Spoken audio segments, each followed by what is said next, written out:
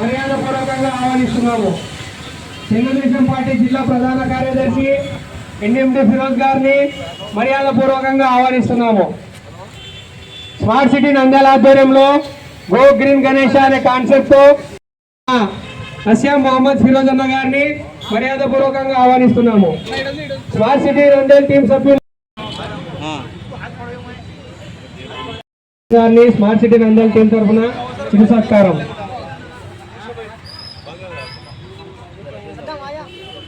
ఫిరోజ్ గారి చేతుల మీదుగా గ్రీన్ గణేష్ అనే కాన్సెప్ట్ తో స్మార్ట్ సిటీ నంద్యాల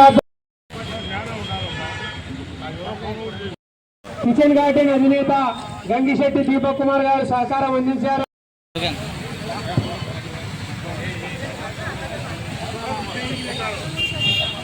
ఈ కార్యక్రమానికి మనకు దీపక్ కుమార్ అన్న గారు సహకరించారు. దీపక్ కుమార్ గారిని సత్కరించాల్సిందిగా కోరుతున్నాం.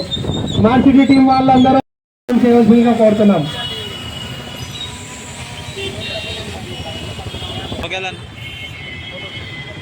ఈ కార్యక్రమానికి సహకరించిన దాత 2024 స్మార్ట్ సిటీ చేయడానికి సహకారం అందించిన కిచెన్ గార్డెన్ అధినేత శ్రీ గంగిశెట్టి దీపక్ కుమార్ గారికి ధన్యవాదాలు.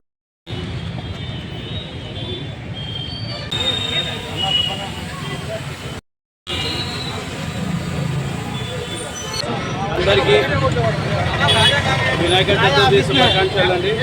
అట్లానే మన ఈరోజు స్మార్ట్ సిటీ నంద్యాల వాళ్ళు ఈరోజు మట్టి విగ్రహాన్ని అందరినీ పంచుతున్నారు. ఇది చాలా మంచిది. ఇది వాళ్ళు ఎన్వైర్న్మెంట్ని దృష్టిని పెట్టుకొని వీళ్ళంతా ప్రతి ఒక్కరిని ఏమంటే మట్టి వినాయకుడిని ఇది చేయాలా, ఎందుకంటే మనం ఏమంటే ఇది తొందరగా ఇది ఏమంటే వాటర్లో వేస్తే ఇది అయిపోతుంది, ఇంకా మొత్తం ఇది అయిపోతుంది. దానికోసమే ఇవాళ ఎన్వైర్న్మెంట్ని దృష్టి పెట్టుకొని వీళ్ళంతా ముందుకు వచ్చినారు. ఇది ఇప్పటి నుంచి కాదు, దాదాపు 4 years నుంచి చేస్తున్నారు. వాళ్ళందరికీ ధన్యవాదాలు.